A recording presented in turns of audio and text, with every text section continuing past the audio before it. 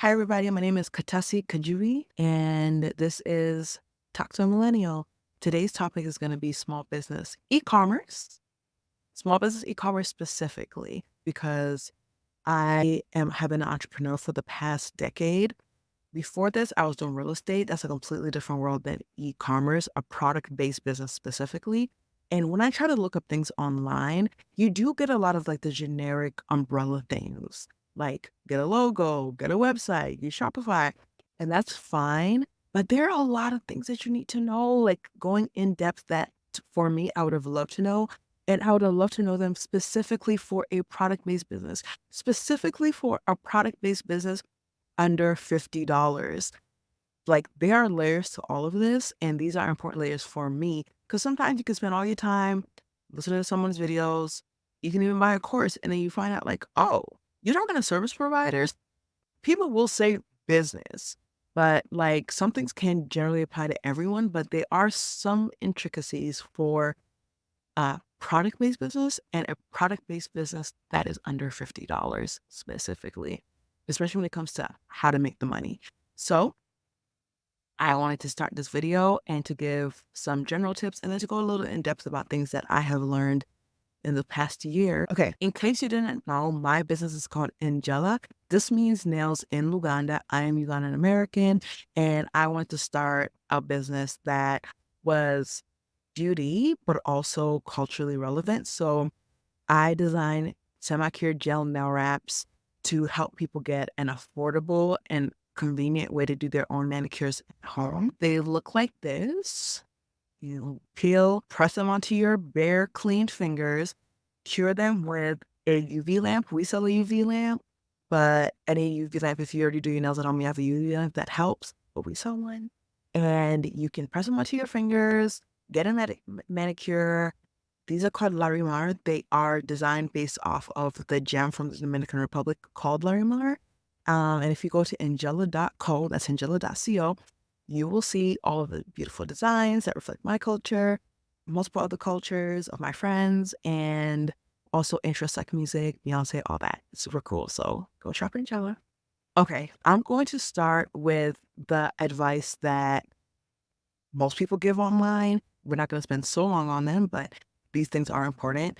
So you're going to need a name. You're going to need a website. I recommend Shopify. You're going to need a logo, something that represents your brand so your brand's identifiable. I'm going to suggest that you get social media. So Instagram, TikTok. I don't have Pinterest, but Pinterest is there. YouTube is there. Tumblr is still there.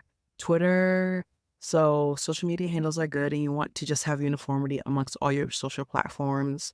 You're going to want to incorporate your business to make it official. If this is a hobby, you probably don't have to. You just have to report all your income under your social security number when it comes time to file taxes. You want to get your EIN, which is your employee identification number, so that you can file taxes for your business. You're going to want your branding materials. That's thank you cards, business cards. This is all like standard business advice. So I will say, like, yeah, I agree. Those things are important. Go off, do them. Now to get into the meat and the potatoes. Okay, let's talk a little bit about incorporating and having your business be a separate entity from you. Your business is a separate entity from you. We're mom and popping it right now.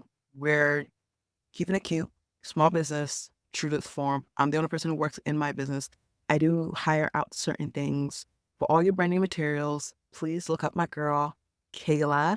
She is fantastic. She designed my logo. She designed my website. I will put her information down in the show notes. So now we're talking about like incorporating, which means filing for an LLC in your state. I always file for the state I live in. If you go on the IRS website after you get your LLC, the EIN number should be free. When I first started a long, long time ago, I ever paid like $50 for an EIN because they'll have people in there trying to like dupe you into giving them money to do things that like really are free. So now when you do that, your business is its own entity, separate from you. You are not your business. This is an important thing that I would love to emphasize to the small business owner community. The point of the LLC is for asset protection. So if your business is a separate thing from you, hopefully it's not doing anything bad. The things that your business does that aren't fantastic and people want to come after you for, they can come after you. They have to come after the business. So you'll be protected. But there are certain things you have to do to maintain that separation. It's not enough to just have an LLC. So when you have your LLC, to prove that you do have what we call the corporate shield, that shields you from liability, you need to have insurance, business insurance. You need to have a separate bank account. So your business's money is its own money. It's not your money. Like, this is not a situation where you just get an LLC just so you can like funnel money into your own account, like for every transaction. That is not what this is. That's commingling. And when there comes to be some kind of, God forbid, lawsuit, they'll look into that kind of thing. Like, oh, it seems like she's just commingling. So it seems like they're not really separate. Like, it's just all her. So now we're able to sue you and the business. So separate accounts. Don't commingle funds. You can get paid from your business, but make sure that is a transaction that you are documenting. Like, this is my distribution, or this is my paycheck.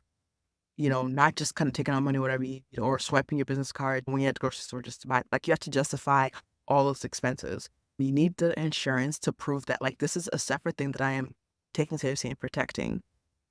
So to maintain that corporate shield, to maintain that these are two separate things, please do that.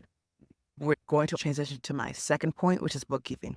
Guys, you need books. You need to be tracking all of your inputs and outputs, all your money in and out from the business. Since you're a separate entity, you might say like, okay, my business has no money. I just started it. So then you might say, I need to buy materials. You can put, okay, $1,000 of my own money in Katasi bank account. I transfer to business bank account. That transaction has to be recorded as like an investment. So like maybe like an equity in, I'm not an accountant. I'm not an accountant. I'm not a lawyer. It's not legal advice and not accounting advice. But I'm just saying, like, you need books. You need bookkeeping. I would argue that you don't have a business without it because you don't really know what's happening. You have no idea of what's coming in, what's coming out, what profits you're making, what the financial picture looks like. If you don't have that, then you don't have a business. So please, guys, get QuickBooks, get fresh books. If you want to build your own spreadsheet to calculate all of these things, that is completely fine. But you absolutely need to be tracking the money coming in and out of your business so you have a good understanding of how the business is actually doing, and you can make sound decisions about where to go, what not to do, what to change based on that financial picture. Gotta have books. A lot of people don't have books, and I understand, especially coming from a community, especially as like a Black woman, we're not really informed or educated in all the ins and outs of these things. Guys, I beg of you, one, incorporate your business, make it a separate entity from you, maintain that entity by having insurance, a different bank account, and get books, get bookkeeping, do your bookkeeping. Is essential. Trust me, trust me, trust me. It's essential. Since we're on bookkeeping, we're on money. Let's just stay here for a second. I read Profit First recently. Whew. Guys, a book, a book, fantastic book. I wish I would have had that book when I first started my entrepreneurial journey a few years ago. So in business, we're here to make money. I like to express my culture. I like to get my nails done. These are all really good benefits. I also plan to make money. I plan to provide value and make money. Read Profit First. If you have Spotify, I was able to listen to it on Spotify Premium for free, but I also bought the book. Profit First is essentially a system that encourages you to be a frugal entrepreneur. Not cheap, but frugal. So the idea is that all the money that comes into your business should be divvied up and categorized into different accounts in order to help sustain your business. So there is the profit account, there is owner's comp account, there is, I believe, payroll, then there's taxes, and there's operating expenses. So how business typically works is that when money comes in the business, we spend it first, and then whatever is left is our profit. The problem with that formula is that if you don't control how much you're spending, then your profit could be greatly affected. And human nature is we will tend to overspend. When you get more money, you just naturally spend more. Maybe I made $1,000 this month and my business has operating expenses. I need to pay my Shopify account. I need to pay my insurance every month. So that's like a static number of those things that I need to pay. But then if I make a little more money this month, I might say, it can upgrade my computer. Now you're spending another $400 to $500 Oh, maybe I can get a new chair. The expenses can go up. People will make more money and then they'll spend more. So to help mitigate that, Profit First tells you instead of money in, spend what's left as profit. We are going to have the money come in, take out the profit first, and then leave what's left to be spent. So if you take out your profit first, you're going to force yourself to work off of what's left. So now, if I had $1,000 come in, and say my typical expense is $200, if I was disciplined, I would minus that $200. It'll be $800 left. Okay, that's profit. Maybe there's some things that I knew I needed to upgrade. Like there's some things like maybe it's like really like my chair really isn't that good or my phone really isn't bad. I need a new camera. Things that I really thought about. I'm just like, okay, I think I can go ahead and make that purchase. It's going to be $50. So then you minus that $50 if you're disciplined and then you just leave the rest. But what happens is most of us see that $800 and we're just like, probably turn this up a notch. And now we're overspending, and then that will dwindle our profit. Profit First says that there is a certain percentage for profit that you should always take out first. If you take out for profit, you take out for taxes first, because the tax man always comes. When you're an entrepreneur, you won't think about that. If you're working at a W-2 job, they're going to take out the taxes for you. That tax man is going to come and you may not have prepared for that. So you take out the profit first. You take out the taxes. You take out your owner's compensation, because a lot of times with us who are working for ourselves, we don't consider our time and our labor. We just consider that to be part of the game. So we don't pay ourselves. Trust me. You want to pay yourself, you will be less likely to have a bad attitude if you're not like this struggling entrepreneur who's not making a salary just because you work for yourself. So you want to take those things out first, and then what's left, you run your business on. So now, if I have the $1,000, I take out, typically it says 5% for profit. I take out all the percentages for those things, and I have now like $300 left for operating expenses. Now that's the limit. Like I can spend that $300 and be like, okay, 200 is for my usual operating expenses. The 100 left, maybe I can say that I don't need nothing else. Maybe I'm not like balling out because I don't have $800 to spend. Maybe now I'm just really critically thinking like, what are the things I actually need to run this business? What are the things I absolutely need? Because I have $100 left this month. This forces you to be frugal. This forces you to be smarter about your expenses and to grow at a pace that's a little smaller. There's going to be ebbs and flows in business. Income is going to go up and down. So if you're in the habit of increasing your expenses as your income also goes up, when you reach a time where your income dips, even if it's temporary, your expenses are still going to be up there. And now you're going to be in the negative. So keep your expenses as low as possible, only the necessary things you need. Because what happens is like, oh, we made a ton of money. Now we're hiring people. Maybe if you work out of your home, now you're signing a lease for an office, and I have all these expenses. When the income goes down, that lease is still going to be there. Your rent's going to be due. Your employees are going to have to be paid, and you're not going to have enough money to cover it. So take out your profit first. Take out your taxes first.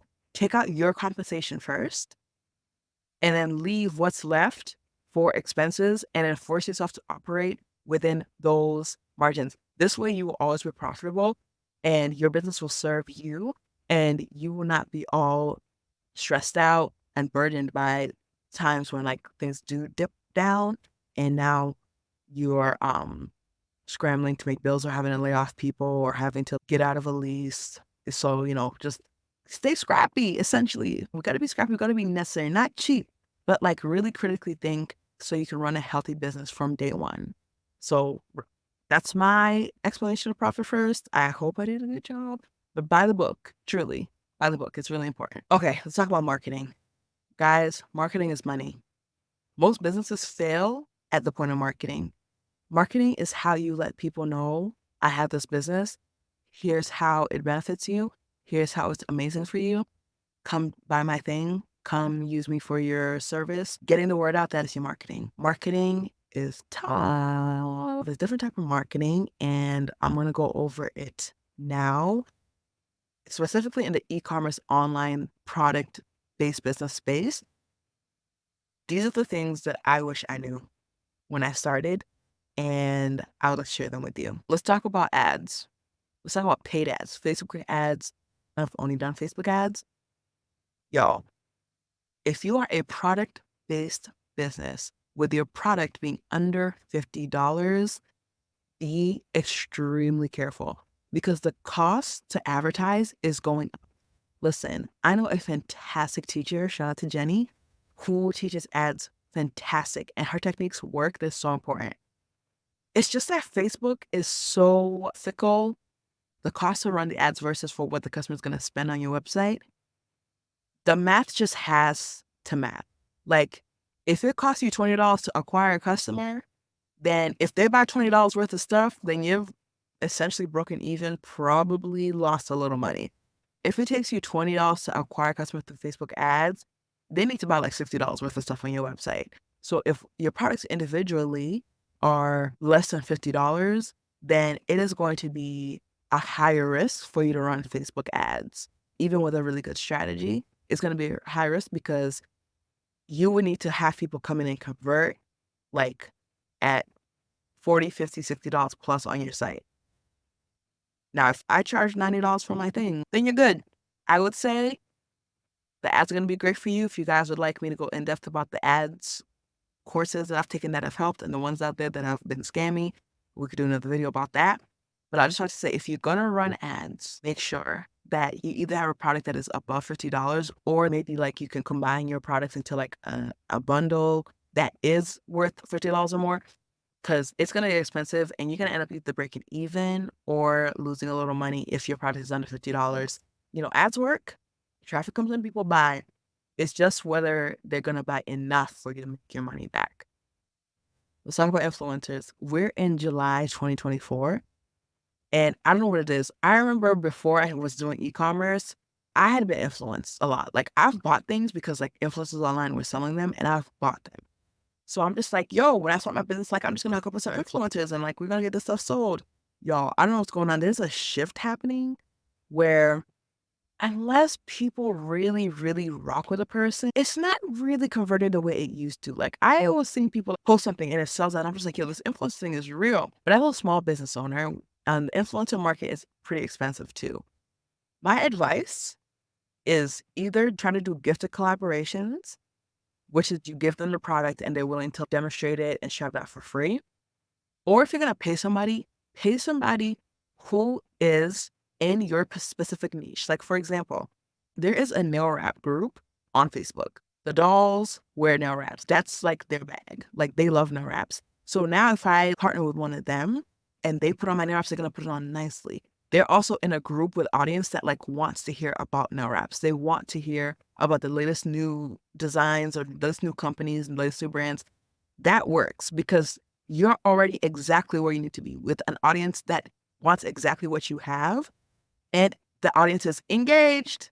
That's an important part because sometimes you see people posting a lot of stuff. I know commenting, I know likes. You want people who are in a niche that is particularly yours. Like, they sell your thing and their audience engages with them on that particular topic. That works for influencers. So my advice for working with influencers or with people online is, one, either gifts that's not, too costly. You could try out 2 different gifted collaborations, or 2, go with a person who has an engaged audience in your specific line of work. If you're selling dolls, make sure that they're the doll girl.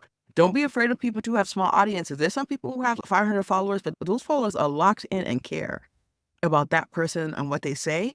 Work with those people, because this idea of just being like, oh, this person has 2 million followers, I'm going to give them my product. Yo, I've seen those kind of things come out with dust. Like, yo, I paid this person they had 300,000 followers and I gave them my product and I didn't get no sales. I've even seen that happen where someone did a gifted collaboration with somebody with a lot of followers and they shouted it out and they did a whole video and it didn't matter. Like, it got like 2 or 3 sales. So be really careful with influencers. Be intentional. Either make it so that the risk is really low for you, where you give them a product and it's a gifted collaboration, or raise the chances because they already have an engaged audience and their audience and their brand is particularly about the thing you sell. Okay, let's talk about organic content. Okay, products under $50, get ready to make content. My best advice for you is to get a consistent schedule. Pick a platform or multiple platforms if you can do it. You can usually do one really well because they're all different, whether it's Twitter, Facebook, YouTube, Instagram, Pick a platform and start making your content for that platform. Organic content, that's going to take your time, that you can show a little bit more of your personality. People these days want to connect to the person behind the brand, I have noticed.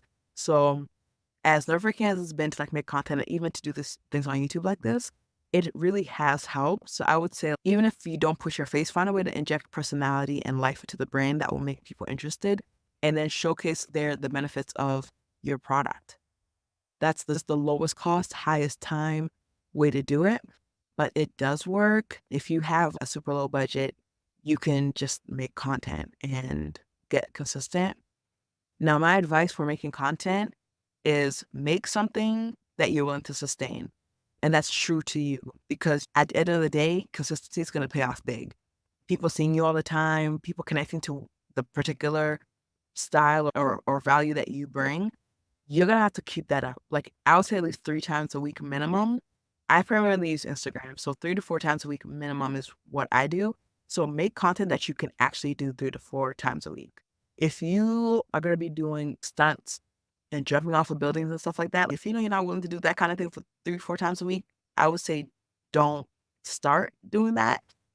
Do something that resonates with you. I was told before, I got a lot of advice about like what I need to do. They're going to tell you like you need to use sounds, the trending sounds. You need to do faceless. You need to do B-roll. You're going to get all this advice. My honest advice to you is do the thing that you can sustain to do. That's my advice.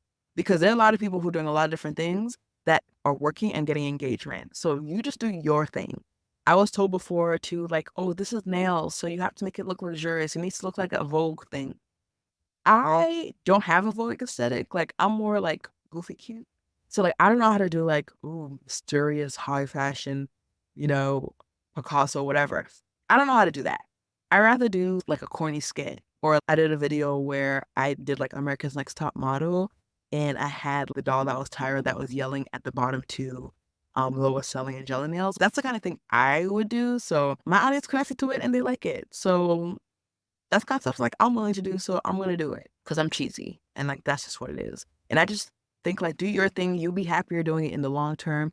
You don't want to start doing things that are gonna break your back too much because you won't be willing to sustain them, and that's not gonna help anybody. Yeah, that's my advice for organic content. Be consistent, 3 to 4 times a week, particularly for Instagram. Do things that you are willing to sustain doing. You're going to actually be willing to produce that amount of content every week. Another important marketing strategy is email marketing. It really is the bomb. Build an email list, connect a platform to your Shopify store like Klaviyo. I use Klaviyo. I also have an email course that I had taken that I really, really liked that I thought was very valuable.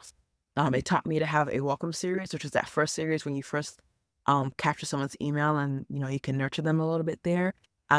You need also an abandoned cart series. So that's once you have someone's email, when they come back to your website and they put things in the cart, but they don't purchase, they go away, your system will automatically know to send them an email. This is another way to remind people like, hey, come back to buy the thing. And then you have a coach per email series, which is after they've actually purchased from you. You want to follow up. You want to say thank you. You want to maybe even give a discount for that next purchase. You want to tell them about different benefits. Maybe you have a rewards program. Maybe you want them to leave a review. Maybe you want to tell them like, hey, if you refer a friend, I'll give you and your friend $5 each to shop on my site. So email is like a really, really, really good way to market to people once they come on your website. Let me tell you something. The old adage used to be build it and they will come. Honey, just because you have a website, just because your website is dope, just because your product is dope, it's not automatic that people are just going to find it somehow or like people will hear about it and come flocking. So that's why marketing is important. Let's talk about how to make money quickly, how to increase revenue.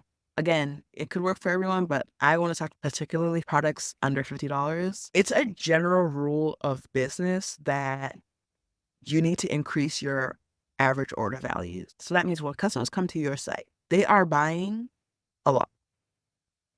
Not only do you want them to buy a lot, but you want them to come back and buy more. And you want when they come back to buy more, that to be a lot. When people come to Njala.co and buy my nail wraps, I love when people come and they buy one. That's fine. I know people are trying out stuff. That's fantastic. But the girls who come and they buy like 6, 7, oh, thank you, thank you, thank you. Like, you're all amazing. Again, I love you, love you. You guys have supported me so much. I really appreciate it. but you really do want people to buy more and you want people to come back. You want people to land on your site, immediately have easy access to navigate, to find what it is you do, how it works, how it should benefit them. And then you want them to buy it. You want them to love it. You want them to rave about it in reviews, and then you want them to come back and buy it again. Word of mouth is still like the best marketing. So you need a good website. You need your website to be converting. You need your website to fill a lot of blanks. And trust me, it's hard. I've learned along the way. I still have learned that I need to do a little bit more education about Njala on like how to properly put on the nails so that they stay on, and so that, people get the most wear out of them. All the time I'm updating, filling in gaps that I have about that. But the way you make money in business is to get the word out to multiple people, have those people come to your website or wherever you're selling, understand exactly what the thing you're selling is, why they need it, have them try it so they buy it, have the proper tools and education so that when they buy it, they use it properly and they love it. Then they'll tell everyone else about it and they'll come back and buy for you more. That is the recipe. This last point is something I understand to be underrated about starting a small business. Let's talk about distribution. Before you start your business, one of the key things you should be thinking about is, how am I going to get my product to my customers? Or where am I going to sell my product? Am I going to sell it online on a website? Am I going to go to events and have a booth and sell directly to people? Am I trying to be in Target or in a small local store? How am I going to get my product to my customers? Now, I'm saying that you have to think of this first because how you're going to distribute your product will affect different things about your product. If you want to be in a store like Target, then you have to know, like, okay, I'm going to be on a shelf in a section with competing brands. So how do I stand out? Now, this is going to inform your packaging. When you see Fenty, when you see all these brands, if you're going to be next to them, like, you see that they also care about like packaging and catching someone's eye to make you be like, oh, what's this one out of all the ones that are here? So if you're thinking like, my goal is to be in the store, then before you start, you have to start thinking about your packaging. It's also going to affect what you sell your product for, because if I was selling them at the flea market or vendor events, I could probably keep my costs lower because I'm going to be there in person to explain the product, hold it up. If your product's just going to be in a store, you're not going to be there pitching to everyone who passes by it, then you have to consider how you present your product. And that could be more money. That could be more research and development, be more expensive. If you're going to sell online, you have to consider, again, going back to marketing, the cost of getting people onto your website, the amount of education. Like, you have to really educate people when they're there. Again, this is something that Njala, I have had to constantly teach people nail wraps, how to put them on. Every time someone has doubts or every time someone messages me like, one of them fell off, what did I do wrong? I'm just like, okay, how can I improve the education process so like people know exactly what this is, they understand it, and now they just have to buy it and execute. So if you're going to sell online, it's the same thing as not selling in person. You're going to have to give people all the information they need to know why they should care about your thing, why they should want to buy your thing. And that way, when you work really hard to make your content, or you pay a lot of money to Facebook to get people to your website, they're not just getting there and just being like, I mean, this looks nice, but I don't really know what this is, or like, I'm not really moved to buy it, or I don't really think that this would be easy for me to do. You really want to mitigate all those things. So if you're going to be doing B2B, so let's say you're making like wholesale lip gloss, then that's a different thing than like selling it to like a consumer, because you're going to be selling bulk quantities, right? Then you don't necessarily maybe need to worry about packaging, you worry about how good the product is. I love events. Before I wasn't so much into events, but my friend Melissa and my cousin Kathy, they got me into going to events, and I loved it because I was just like, oh, you can explain things to people, you can open the boxes, I can show them what the nail wraps look like, and people will buy. And that's such a low cost way. So there's a lot of events that vendors can go to for free, and you set up your table, you spend a few hours, people come up to you, ask you what your thing is, you explain to them. It's fantastic. I know we're e-commerce for online, but like look up some vending events near you. It may change your mind. It changed mine. So yeah. So just to summarize all the key points here, when you start your business, you want to get your basic branding things. You want to get your website, you want to get your logo, all your branding materials. That's very important. Check out Kayla for that.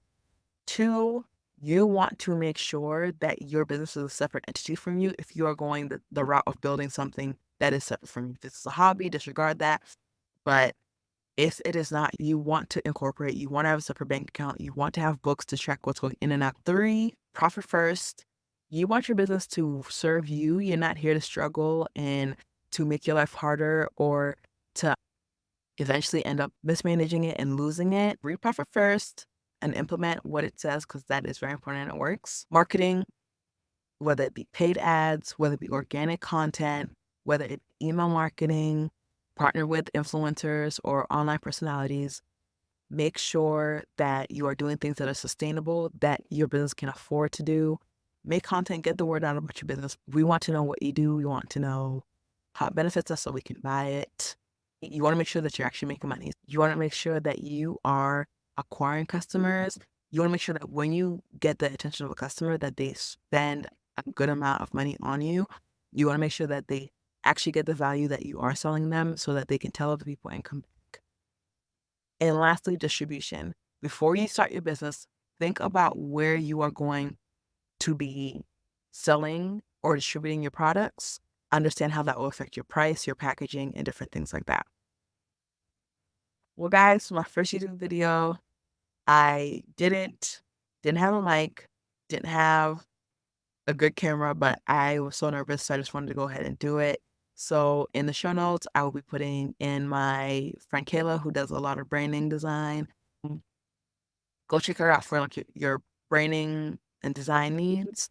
I'm also going to be linking my business. Again, my business is called Njala. I sell semi-cured gel nail wraps for a convenient, easy way to get a manicure at home. That's njala.co, njala.co. So please support. We're a small business. Please support. If you like this video, please like and subscribe, comment. Tell me in the comments if you want me to expound on any of the particular points, like for when we get to marketing or bookkeeping. If you want to go in depth about like the basics of how to bookkeep. I'm not a bookkeeper, but I know accountants and I can bring them on. We can talk about small business bookkeeping. I also have like some friends who I met online because I've taken their courses and they do like ads, email marketing. So if you'd like to expound more on that, like we can do that here. So let me know what topics you want to go deeper in depth into. If you want to talk about more profit first, we can do that. So thank you for your time.